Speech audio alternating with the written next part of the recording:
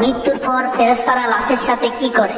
যখন লাশটিকে দাফন করে আপনজনরা চলে যায়, তখন সেই লাশের সাথে কি করা হয় আর কবরে ফেরেশতারা এসে কি বলে, এবং ভিডিওর শেষ অংশে আমরা জানবো যে দোয়াটি পাঠ করলে কবরে ফেরেশতাদের প্রশ্নের জবাব খুব সহজভাবে দিতে পারবেন। প্রিয় ভাই বোনেরা, খুবই গুরুত্বপূর্ণ একটি ভিডিও হতে চলেছে, আশা করি আপনি শেষ পর্যন্ত দেখবেন। কবরে প্রথম রাত নিয়ে বিশ্বনবী সাল্লাল্লাহু আলাইহি সাল্লাম বলেন, বান্দাকে যখন তার কবরে রাখা হয় এবং তাকে কবরে রেখে আপনজন শুধু এতটুকু দূরে চলে যায় যে তখনও ওই কবরস্থ ব্যক্তি তাদের জুতার শব্দ শুনতে পায়। রাসূল সাল্লাল্লাহু আলাইহি সাল্লাম বলেন, ঠিক সেই সময় তার নিকট দুজন ফেরেশতা এসে তাকে বসিয়ে প্রশ্ন করা শুরু করে। যখন সর্বপ্রথম মৃত ব্যক্তিকে শোয়া থেকে বসিয়ে দেওয়া হয়, তখন মৃত ব্যক্তির কাছে মনে হয় সূর্য ডুবে যাচ্ছে। সে বসে তার চক্ষুদ্বয় মুছতে মুছতে বলতে থাকে, তোমরা আমাকে ছেড়ে দাও, আমি নামাজ আদায় করব। সুবহানাল্লাহ। যেহেতু সূর্য ডুবে যাচ্ছে, সে মনে করবে আজ তো আসরের নামাজ আদায় করি নাই। তখন ফেরেশতাদ্বয় বুঝতে পারবে লোকটি দুনিয়াতে নামাজি এবং মুত্তাকি ছিল।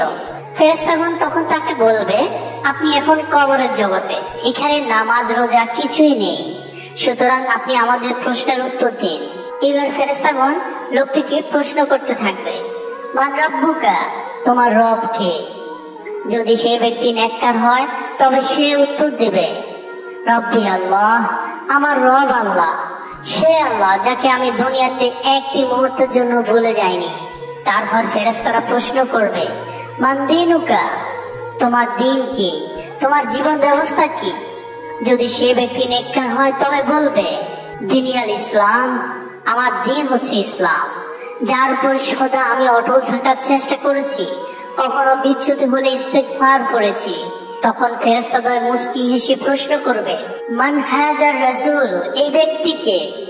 মৃত ব্যক্তি যদি নেককার হয় তাহলে বলবে, নবিয়্যিনা মুহাম্মাদুর রাসূলুল্লাহ, তিনি আমাদের প্রিয় নবী হযরত মুহাম্মদ সাল্লাল্লাহু আলাইহি সাল্লাম। এই প্রশ্নের উত্তর শুনে ফেরেশতাগণ বলবেন, আপনি মুহাম্মদ সাল্লাল্লাহু আলাইহি সাল্লামকে কিভাবে চিনতে পারলেন? এর আগে তো কখনো আপনি দেখেননি। মুমিন বান্দা বলবে, আমি আল্লাহর কিতাব পড়েছি এবং তার প্রতি ঈমান এনেছি, তাকে জীবনভর এতটা অনুসরণ করেছি যে হৃদয়ে তার ছবি এঁকে নিয়েছি, আর আল্লাহ পাকের হুকুমে তাকে এখন আমি চিনতে পেরেছি। সুবহানাল্লাহ। প্রত্যেক মানুষকে মৃত্যুবরণ করতে হবে, মৃত্যু থেকে পালিয়ে থাকার সুযোগ কারো নেই। মৃত্যুর পর মুমিনের প্রথম গন্তব্য কবর। যে ব্যক্তি ভালো আমল করবে এবং আল্লাহর সঙ্গে সাক্ষাৎ করার জন্য প্রস্তুতি নেবে, কবর তার জন্য সুখ ও আনন্দের ঘর হবে। আর যে ব্যক্তি খারাপ আমল করবে এবং আল্লাহর আনুগত্যের ক্ষেত্রে ত্রুটি করবে, কবর তার জন্য অন্ধকার ঘর হবে। এজন্য আল্লাহ তাআলা বলেন, কবরে মুনকার নাকির ফেরেশতার প্রশ্নের উত্তর তারাই দিতে পারবে যারা মৃত্যু পর্যন্ত ঈমানের পথে প্রতিষ্ঠিত ছিল। আর যারা ইহকালের পথে ঈমানের পথে প্রতিষ্ঠিত ছিল না, মৃত্যুর পর তারা মুনকার নাকিরের সওয়াল জবাব শুধু বলবে, লা আদ্রি, লা আদ্রি, আমি কিছুই জানি না, হায় আফসোস, আমি কিছুই জানি না, আমি তো কিছুই বুঝতে পারছি না। সুতরাং মুমিন বান্দা প্রশ্নের উত্তর দেওয়ার সাথে সাথে আল্লাহ তাআলা ঘোষণা করবে, আমার বান্দা সত্য বলেছে, অতএব তাকে জান্নাতের বিছানা বিছিয়ে দাও, তাকে জান্নাতের পোশাক পরিয়ে দাও, এছাড়াও তার কবরে জান্নাতের দিকে একটি দরজা খুলে দাও। সুবহানাল্লাহ। তারপর তার দিকে জান্নাতের সিদ্ধকর হাওয়া ও সুগন্ধি প্রবাহিত হতে থাকবে এবং ওই দরজা তার সীমা দৃষ্টি পর্যন্ত সুপ্রশস্ত করে দেওয়া হবে। সুবহানাল্লাহ। বিশ্বনবী হযরত মুহাম্মদ সাল্লাল্লাহু আলাইহি সাল্লাম আরো বলেন, মৃত ব্যক্তির কাছে একজন সুন্দর সুরভিত উত্তম পোশাক পরিহিত সুশ্রী ব্যক্তি আগমন করে বলবে, সুসংবাদ গ্রহণ করো, যা তোমাকে আনন্দিত করবে, আজ তোমার প্রতিশ্রুত দিন। ওই সুন্দর চেহারাদারী সুসংবাদ দাতাকে মুমিন বান্দা প্রশ্ন করবে, আপনি কে? সে বলবে, আমি হলাম তোমার নেক আমল। মুমিন বান্দা শুনে বলতে থাকবে, কিয়ামত সংঘটিত হয়ে যাক, কিয়ামত সংঘটিত হয়ে যাক।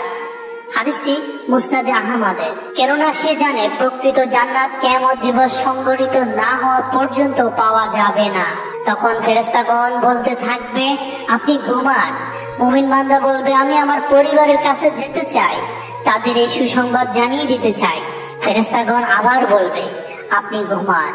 বাসর রাতের মতো যাকে তার প্রিয়জন ব্যতীত কেউ জাগিয়ে দেয় না, তখন ওই বান্দার এক ঘুমে আল্লাহ তার শয্যা থেকে হাসরের মাঠে পুনরুত্থিত করবে। হাদিসটি তিরমিজি শরীফে। নবী করিম সাল্লাল্লাহু আলাইহি সাল্লাম বলেন, কবর পরকালের প্রথম ঘাঁটি। কেউ যদি এখান থেকে মুক্তি পায় তাহলে পরবর্তী ঘাঁটিগুলো তার জন্য সহজ হবে, আর কেউ যদি কবর থেকে মুক্তি না পায় তাহলে পরবর্তী ঘাঁটিগুলো তার জন্য আরো কঠিন হয়ে যাবে। নবী করিম সাল্লাল্লাহু আলাইহি সাল্লাম কাফেরদের মৃত্যু প্রসঙ্গে বলেন, তার রূহকে তার শরীরে ফিরিয়ে আনা হয় এবং দুজন ফেরেশতা এসে তাকে বসিয়ে প্রশ্ন করে, তোমার রব কে? সে উত্তর দেয়, হায় আমি তো কিছুই জানি না। তারপর তারা আবার প্রশ্ন করে, তোমার দিন কি? সে বলে, হায় আমি কিছুই জানি না। তখন ফেরেশতাগণ আবারও প্রশ্ন করে, এই লোকটি তোমাদের মধ্যে প্রেরিত হয়েছিল, তিনি কে? তখন ওই ব্যক্তি বলে, হায় আমি তো জানি না, আমি তো তাকে চিনি না। তখন আকাশের দিক থেকে একজন ঘোষণাকারী ঘোষণা করেন, তার জন্য জাহান্নামের একটি বিছানা এনে বিছিয়ে দাও এবং তাকে জাহান্নামের পোশাক পরিয়ে দাও, আর তার কবরের সাথে জাহান্নামের একটি দরজা খুলে দাও। তিনি আরো বলেন, অতঃপর তার দিকে জাহান্নামের উত্তপ্ত বাতাস আসতে থাকে। এছাড়াও তার কবরকে সংকীর্ণ করে দেওয়া হয়, ফলে তার এক দিকের পাঁজরের হাড় অপর দিকের পাঁজরের হাড়ের মধ্যে ঢুকে যায়। তারপর কবরের পাপী বান্দার জন্য এক অন্ধ ও বধির ফেরেশতাকে নিযুক্ত করা হয়, যার সঙ্গে একটি লোহার হাতুড়ি থাকবে। যদি এটা দ্বারা পাহাড়কে আঘাত করা হয় তাহলে তার ধুলোয় পরিণত হয়ে যাবে। মহানবী হযরত মুহাম্মদ সাল্লাল্লাহু আলাইহি সাল্লাম বলেন, তারপর তাকে হাতুড়ি দিয়ে সজোরে আঘাত করতে থাকে। এতে সে বিকট শব্দে চিৎকার করতে থাকে, যা মানুষ ও জিন ছাড়া পূর্ব থেকে পশ্চিম পর্যন্ত সমস্ত জীব জন্তুই শুনতে পায়। আঘাতের ফলে সে মাটিতে মিশে যায়। বিশ্বনবী বলেন, অতঃপর শাস্তি অব্যাহত রাখার জন্য পুনরায় তাকে রূহ ফেরত দেওয়া হয়। এভাবে তাকে কিয়ামত পর্যন্ত শাস্তি দেওয়া হয়। আল্লাহ তাআলা বলেন, যখন হাসরের মাঠ কায়েমের জন্য সিংহায় দ্বিতীয় ফুৎকার দেওয়া হয়, তারা কবর থেকে উঠে তাদের রবের দিকে দৌড়াতে থাকবে। তারা বলবে, হায় দুর্ভাগ্য, আমাদের আরামের নিদ্রা হতে কে উঠালো? ফেরেশতাগণ উত্তরে বলবে, এটাই তো হলো সেই দয়াময় আল্লাহ তাআলার প্রতিশ্রুত পুরস্কার দানের দিন। রাসূলগণ যেই সত্য ওয়াদা দিয়েছিল তোমাদেরকে, মুমিন বান্দারা তাদের আরামের ঘুমে ডিস্টার্ব হওয়ার কারণে এই প্রশ্নটা করবে যে, কে আমাদের এই আরামের ঘুমটা ভাঙলো? এত সুন্দর, এত মিষ্টি, এত স্নিগ্ধকর একটা ঘুম, এই ঘুম থেকে কে উঠিয়ে দিল আমাদের? যখন জানতে পারবে এই ঘুম থেকে তিনি উঠিয়েছেন, যিনি আসলে এই মুমিন বান্দাদেরকে শ্রেষ্ঠ থেকে শ্রেষ্ঠতর পুরস্কার দিতে চান। অন্তরে এই আশা জাগ্রত হওয়া মাত্র মুমিন ব্যক্তি আনন্দে উচ্ছ্বাসে চারদিকে চিৎকার চেঁচামেচি করে সবাইকে বলতে থাকবে, দেখো আমার ডান হাতটা দেখো, আমার আমলনামা আমার ডান হাতে দেওয়া হয়েছে। আমি জানতাম এমন একটি দিন আসবে, আমি জানতাম। এত উচ্ছ্বাস, এত আনন্দ। আল্লাহ তাআলা বলেন, এটাই তো শ্রেষ্ঠ সফলতা, এটাই তো হচ্ছে প্রকৃত সফলতা, যার জন্য আমাদের প্রতিযোগিতা করা উচিত। এই দুনিয়ার জীবনে অর্থ সম্পদের পিছে প্রতিযোগিতা নয়, প্রতিযোগিতা হবে জান্নাতে যাওয়ার জন্য। সুবহানাল্লাহ। প্রিয় ভাই বোনেরা, আসুন এই পর্যায়ে আমরা জেনে নেই কোন আমল করলে কবরে ফেরেশতাদের প্রশ্নের উত্তর সহজে দিতে পারবে।